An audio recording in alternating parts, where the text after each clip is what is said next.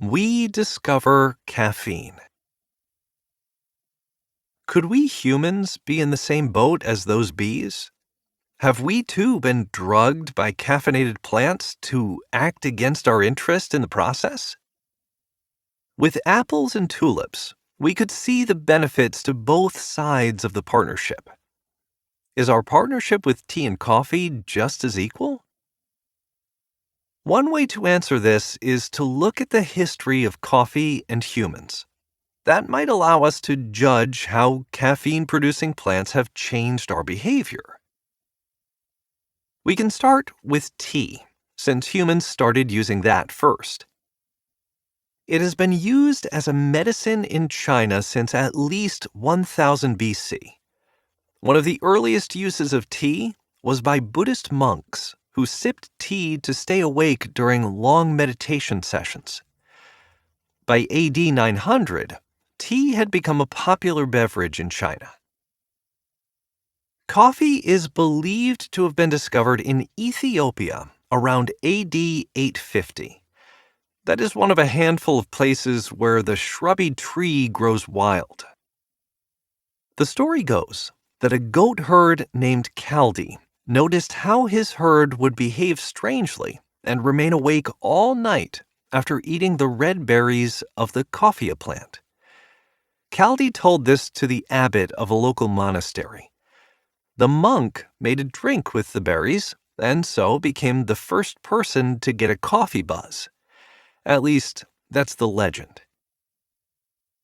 What we know for certain is that by the 1400s, coffee was being grown in East Africa and traded across the Arabian Peninsula.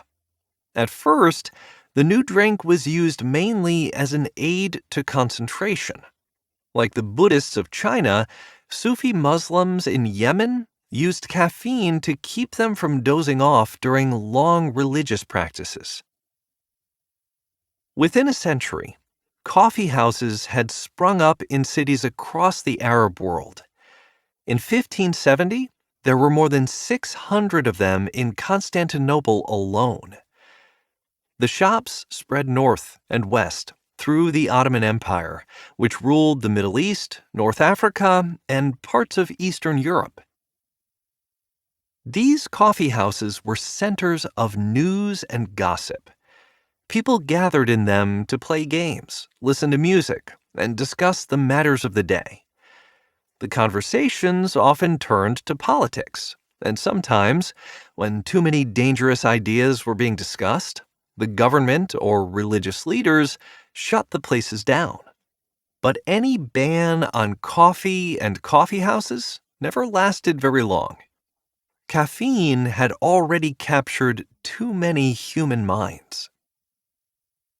Many religious and ethnic groups existed within the Ottoman Empire, but its rulers were Muslims. As coffee's defenders rightly pointed out, although Islam prohibits the drinking of alcohol, the religion has no rules against coffee. Coffee was seen as an acceptable alternative to wine and spirits.